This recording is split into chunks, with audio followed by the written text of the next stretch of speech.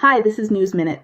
Italy's communications regulator fined state broadcaster RAI $206,580 for covert advertising during the Sanremo music festival. John Travolta's appearance included an impromptu chicken dance where his sneakers from a well-known brand were prominently displayed. EDCOM, the Italian authority, cited this as hidden advertising during a peak viewership moment, describing the violation as extremely serious. Do you think this fine is justified?